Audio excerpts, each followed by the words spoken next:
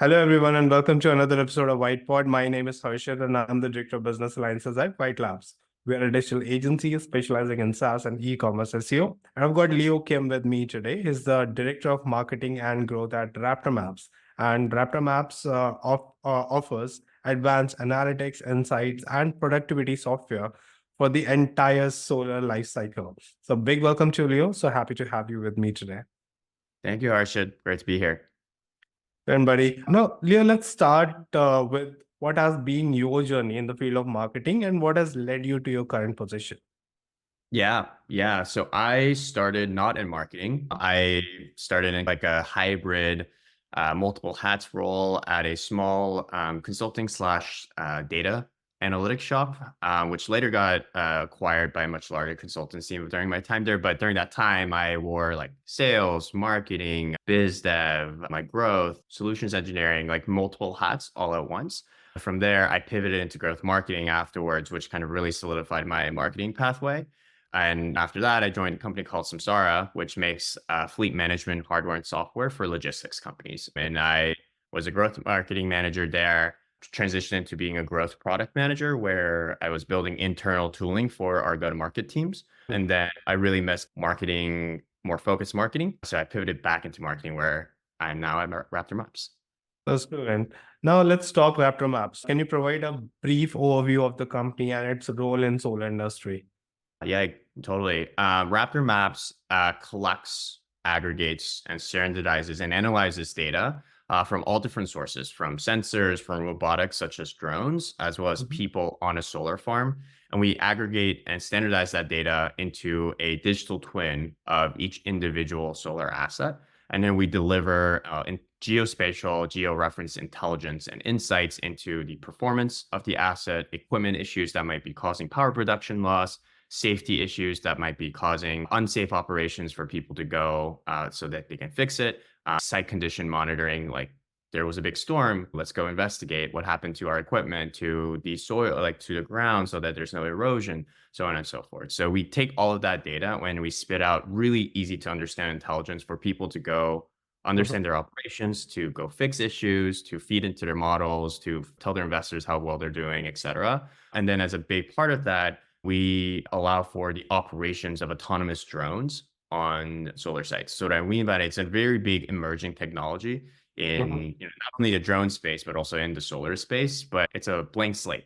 You can't just put a unit on site. You need to, one, be able to program missions that's specific to what you're trying to do in the solar world. But two, you have to take all of that data and make sense of it, which like our AI and ML models are able to do, right? So having all and that and our software provides the foundation for both the operations of the robotics unit on site as well as the analytics that comes from all the data it collects. Yeah, at the core, data is really what we're trying to do here. Good. And Leo, what sets Raptor Maps apart from the competition? You're not the sole player in the market. So what are the main core USPs of the company? Yeah.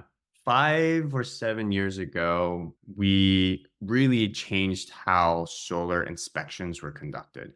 So previous to Raptor Maps, the kind of mainstream, so to speak, practice for inspecting solar panels was a practice called IV curve tracing, which involved it was very like intensely manual. So someone would go in and plug into the back and take measurements from each module. So as you might imagine, like very inefficient. You're going module by module, but also pretty dangerous electrically. So what our founders did, they really pioneered and pushed for drone imagery to be used at scale to inspect solar panels. So solar panels produce a thermal signature when they have issues. And depending on like the type of thermal signature that's detected, you can identify what the issue is. And then you can then scale that up to like multiple hundreds of acres, farms, and millions of modules, right? Because drones collect that data really efficiently and scalably. We really pioneered that, became the premier player in that. And that was like our starting point as a company. And that I would say what sets us apart there is our kind of digital twin technology, like really accurate, granular data localized and geo-referenced to specific pieces of equipment on site. Not only that, but it's delivered through an interactive, really easy to use map-based data model. So building on top of that, really what sets us apart is that we create that data infrastructure for you to clean your data, have a clean system of record for your asset health so that nothing gets lost to history. Mhm. Second, it gives your technicians or people in the field ways to collect data and close the last mile loop, right? Technicians or electricians on site need to be able to navigate to work orders or tasks to finish, which our platform allows them to do, right? Because it's massive. Solar farms, like do you want to pull up a paper map? Probably not. We provide technician workflows and tools for them to navigate and perform tasks safely and efficiently. And then third, I would say is that because we are that kind of data infrastructure to allow for the applications of new technology like robotics, we get to move really rapidly there. Robotics is a key component, but also like other AI solutions. For example, our instant inspection solution allows for people who operate commercial and industrial solar assets. So think about solar assets on the rooftops of a Walmart or a Target. We have a solution that allows for technicians or electricians who go for regular maintenance visits to just fly the drone, collect data, and then upload it to our platform, and they'll get results back in 45 to 90 minutes on really high priority issues.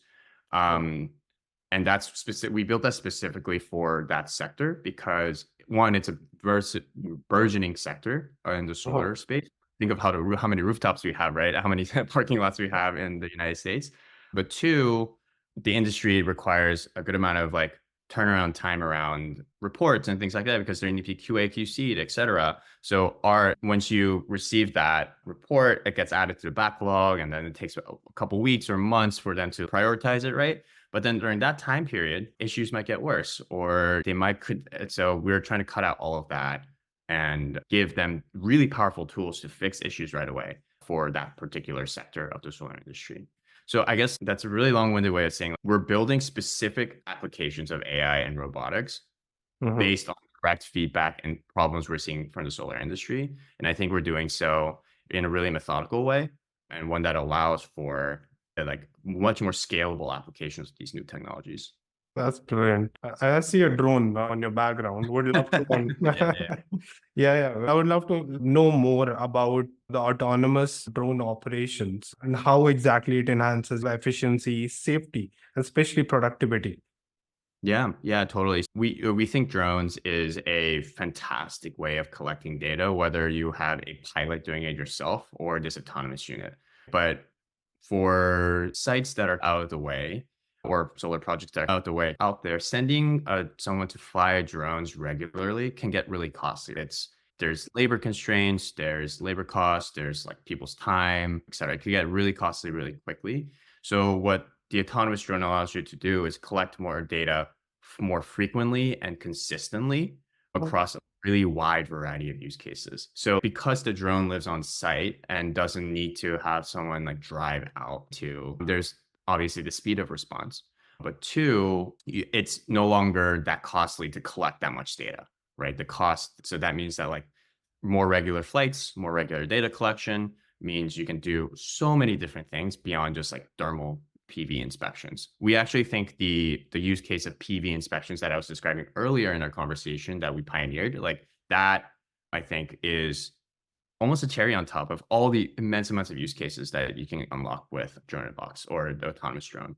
And in terms of the safety piece, as you might imagine, let's say there's a storm or like a security breach that the customer wants to investigate. I don't know. I would feel uncomfortable sending out my people into a potentially flooded area where there's electrical equipment, right? So I would rather have a robotics unit, like an autonomous drone, fly and investigate and do some initial data gathering before sending anyone out on site. So that's one of the safety elements there. But something so we had a big thought leadership executive event a couple months ago, and something that really resonated with me was, and this wasn't in relation to the autonomous drone itself, but just like even flying drones, was one of our customers said, hey, like at the end of the day, it's a $5,000 piece of equipment. If that goes down or that gets damaged, like that is like infinitely better than Mhm. having someone get hurt, right? Or like putting them in danger, right? And yeah, so I really think that the power of AI and robotics is to empower the people who do good work, right? That's really the mantra of how we're thinking about building this autonomous drone solution. And to clarify, we're the software layer for it, right? We don't provide the hardware. Gotcha. And how does aerial thermography play a role in providing accurate site visibility and identifying any anomalies in the solar PV installations? Yeah, so that is the kind of the PV inspection piece I was telling you about, where you collect that data at scale, thermal imagery at scale, and then using the thermal signatures that you see within each module, or within rows or kind of blocks of modules on the solar Yep. farm from aerial view, you can start identifying, oh, this is this issue, or this is an issue with this piece of equipment, because you can see thermal signatures across this entire row of modules. And obviously, we do it at scale because not only of the data that's being collected by drones, but also our analytics engine that processes the data and identifies the issues. And then our localization engine that puts that data into a geo-referenced layer on top of our digital twin. The digital twin is essentially just a virtual replica, right, of the solar farm, with each piece of it all the way down to the individual equipment level. So what that means is that once the aerial thermography inspection is done, that is then just the data layer on top of that. And then every insight from this inspection layer gets localized onto specific pieces of equipment. So I know that like this piece of equipment at this GPS coordinate has this particular issue. And then if I was either an asset manager back in the office or a electrician or technician out on site, I can pull up the entire history of that equipment. Oh, like this equipment seems actually pretty problematic because we've identified multiple issues and have fixed multiple issues. So maybe it's time for us to look into, I don't know, replacing that piece of equipment, Oh, or asking or looking into whether it's warrantable, etc. gotcha. And how exactly the prioritization happens of these anomalies? Is it the digital twins? They help it like what's the engine running behind? Do you mean prioritization of like how to fix things, or? Yeah, yeah, yeah. Gotcha. The TLDR of how it works is that we calculate a impact based on how much of the module or modules are Oh, offline or impacted by this thermal signature. As oh, an example, I'm at a really small scale. An individual module might produce 300 watts or 400 watts, right?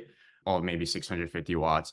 And then if there's an issue for a certain type of module, there's something called a bypass diode. I'm not an electrical expert, so I don't no, really know that's exactly fine. what that Yeah. does, but typically when there's an issue with the diode, there's a third of the module is going to show a thermal signature. So we'll just say 2/3 of the module is producing power, 1/3 of that module is not producing power. So then you can scale up from like in things impacting just like 1% of the module, all the way to all of the module, all the way to rows of modules, all the way to blocks of modules on a farm. So we provide prioritization based on power impact and dollar impact, so that people know, okay, I'm going to put this on the watch list. We're going to go fix this, and we're going to go replace this piece of equipment or something like that, so that it gives smarter recommendations for people to make more informed decisions about where and when to send out people and what Gotcha. they should. And you got a mobile app as well. Who uses the app and how?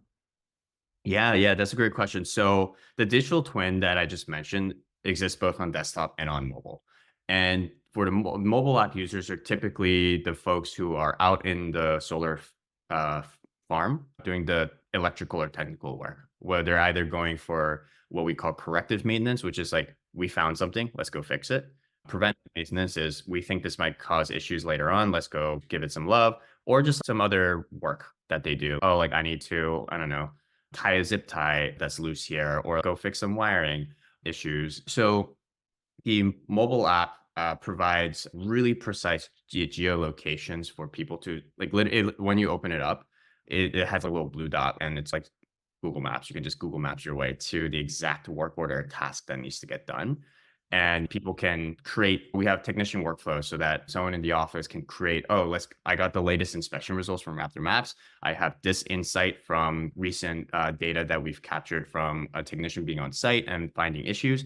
I'm going to create a bunch of tasks and assign them to my team to go fix. So now they have precise geolocations or GPS locations for each individual task, so that they don't need to second guess like where they need to be going. They can just use the app to navigate to it. They can pull up all the details they need. Like they'll know, oh, this is a bypass diode issue based on this imagery that I can just pull up on my phone. I know exactly what to do. And then they can just leave notes behind, or they find another issue that wasn't another issue that's occurred since the last inspection.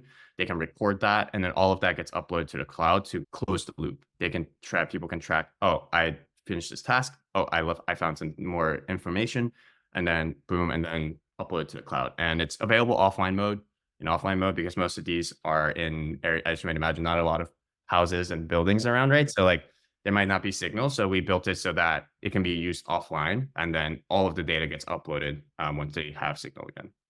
That's great. And I would love to know, like marketing wise, are you monitoring the user activity on the app as well for your just to optimize the user experience? And if so, like what that process looks like, what the mechanism looks like?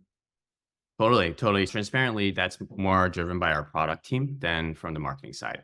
But we work really closely with the product team to understand like how our customers are obviously using the mobile app, right? Like it's built with technicians and actual users in mind. But then we always find that they're doing creative stuff with the app and how they're using it. So I think in that situation, my job is like, how do I educate our customers around the power of our mobile app and like what others are doing using our mobile app? And then second is I truly think that we need to make sure all of our solutions, again, to go back to our mantra of like all this emerging solutions around AI and robotics need to help people do good work and make their lives easier. Part of my job is also bringing that technician focus to the forefront and saying, we're building solutions to make the people who actually go and fix the issues and build these farms, like for them to be able to do it more efficiently and more safely. So like, how do I tell the market that this is a big focus of ours? And like, we're building robotics related solutions. We're building like technician related, we're building like a whole suite of solutions that make it easier for people to scale up their operations. Mhm. And inefficiencies scale just as much as efficiencies scale. So how do we take all of that inefficiency out? And that's what we're trying to do. And that's what the marketing is trying to tell that story and bring that narrative to the market. Okay. And Leo would love to understand, like, what channels are you leveraging basically to educate your, not just your existing user, but to your potential clients as well? What Yeah. are the, lead generation plus just branding channels for you? Yeah, we take a really content slash thought leadership heavy approach, as you might have surmised from my long rants so far. So we take a really thought leadership based approach, and as such, email and LinkedIn are really big channels for us because it allows us to disseminate this sort of content and knowledge in a really targeted way to the people who might be looking for it, right?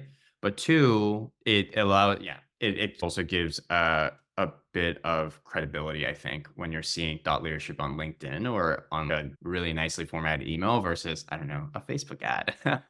So I know paid LinkedIn or getting LinkedIn email. And then we have organic traffic is huge for us. And obviously that is a function of the kind of dark social that a lot of people call and a lot of other kind of like brand plays that we're doing. So website is a big focus of ours, right? Like how do we optimize the customer journey on the website and things like that. Gotcha. And since you mentioned how optimizing customer journey, I would love to understand what process do you follow basically to have an optimal user experience on your site? Yeah, this is certainly a work in progress, given how we are still an early stage startup trying to, you know, Yeah, it's a never ending process for sure. yeah, it's a never ending process. Yeah. But I think what we're trying to do is do a balance between A/B testing incremental changes, but also being bolder about big changes. So what I mean by that is if we see something isn't working and we have a hypothesis on why it's not working, we rather start new and then do incremental A/B tests from that rather than do incremental A/B tests that may or may not move the needle, right? If I'm not going to test against the control that I already know is not working. And maybe that's not the best way to think about A/B tests, but when we're running multiple A/B tests as well as trying to make some big changes and like we keep up or like stay ahead of our messaging and our product development, sometimes you can't just do slow incremental A/B tests. That's like part one. Part two is obviously very analytics driven, right? Looking at GA4, looking at our traffic analytics, like where are the drop offs happening? What are people, what are the engagement rates? What are the bounce rates? Are people even clicking on our stuff? Are people going to the pages we want them to go to? If not, like how do we introduce more pathways to those pages? So those are two big ways we're thinking about it, but A/B testing at its core and really first principles based thinking are two building blocks for that. Oh, makes sense. And what's a typical sample size that you consider in your A/B testing? Like how much users should have visited, performed an action, what that looks like for you? What's a benchmark? Yeah, yeah. Ours target market does not consist of a ton of like small businesses that we can really acquire at a lower CAC. So what that results in is that some of our sample sizes are not like statistically significant all the time. So what I use instead is I study statistics like in college, so this really hurts me to say this, but and sometimes I can't wait for stat sig and I can't wait for the experiment to run that long. I see that there's a pretty big divergence in the test and control. And even if it's not statistically significant, I don't know, an alpha of 0.05, I would feel comfortable calling it if I see, I don't know, 2 weeks of data, whereas consistently there's a divergence, even if that divergence isn't quote unquote statistically significant. So I think it's really a balance of understanding when to call things, but also having a little bit of context to know that is this actually a great assessment of the experiment or not. So we try to make it as much of a science as possible, but there is a little bit of art there because again, you can't wait for 3 months for you to reach statistical significance if you're already seeing that divergence. Yeah. And while I was just looking into your traffic trend, I observed that, organic growth is pretty decent, right? Month on month. And I would love to understand what specific strategy has really done a good job for you to have this kind of growth altogether. Yeah, I think it's a combination of a lot of things. One is that we really try to keep up the momentum on our content output. Mhm. And that's not just like SEO blog content, but like meaningful value add white papers and ebooks. I know people are like, oh, ebooks are dead in 2024 or whatever, but we find that that's BS.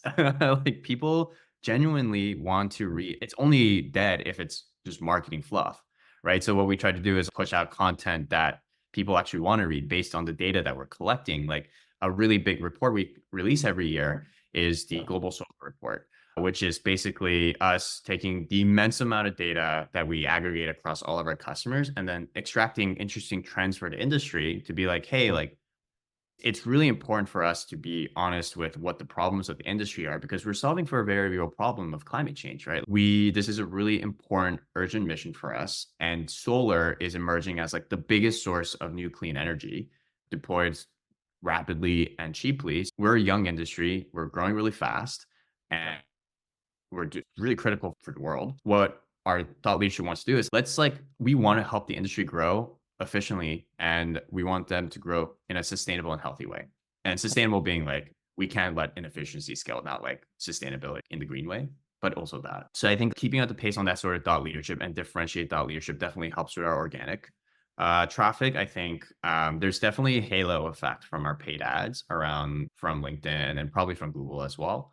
And we also have a big field marketing presence. The conference circuit is big in the solar world, so we do a lot of kind of marketing around that as well.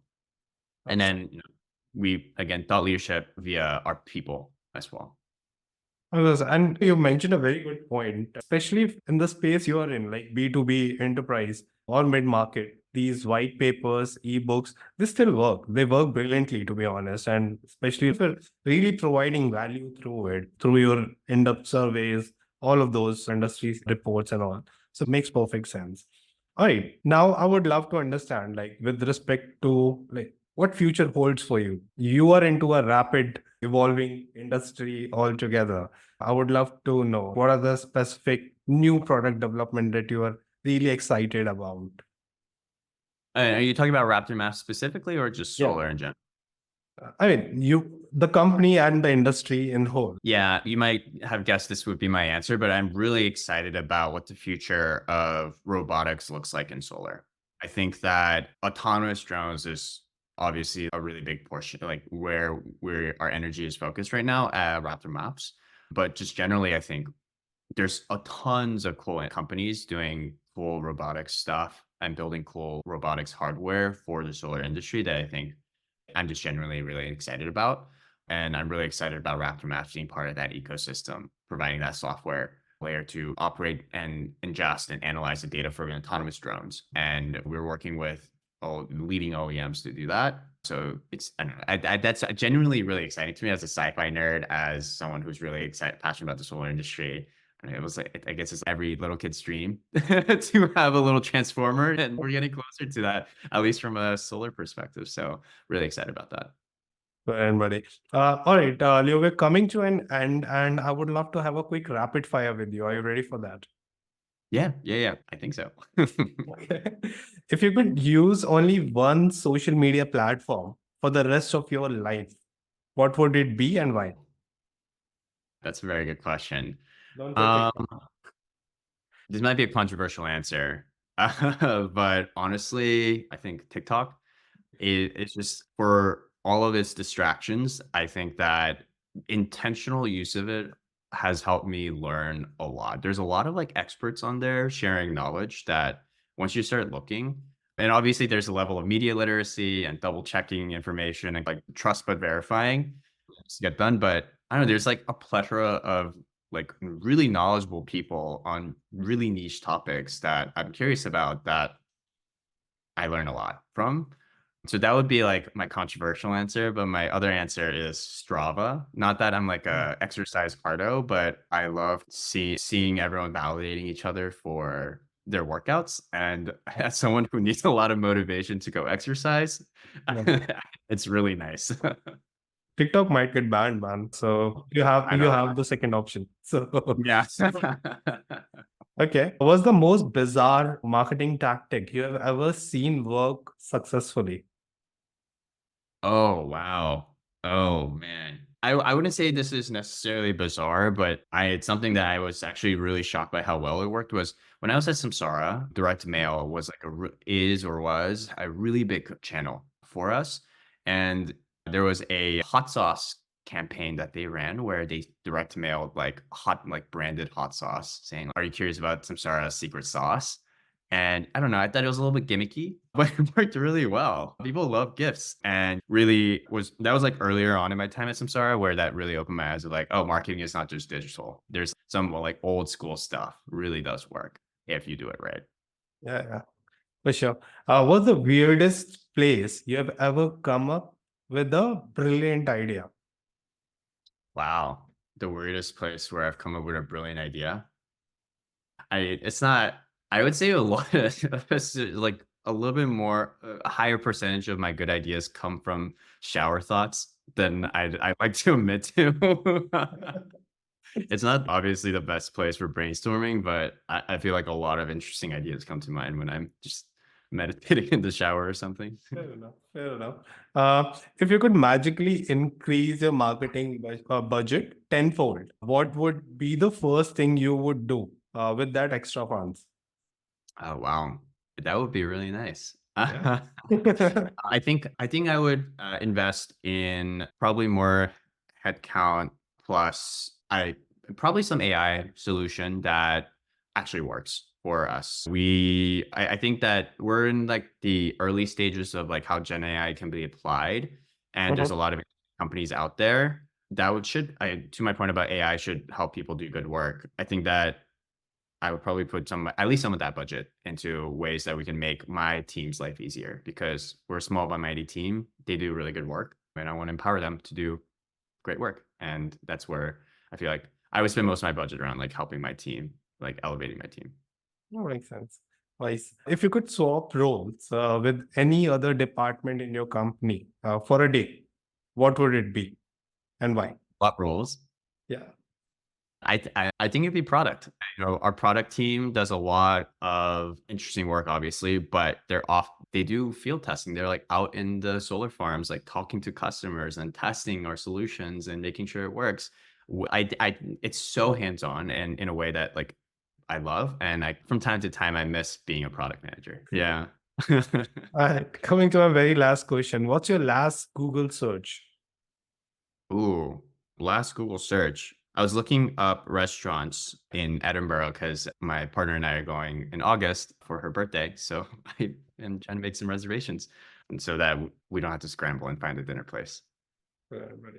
All right, Gail. Thank you so much for sharing about the company, about your own experiences, marketing. Really appreciate your time here with me. Thank you so much. Thank you so much for having me, and looking forward to seeing this go live. Bye Thank you. One. Bye bye. bye.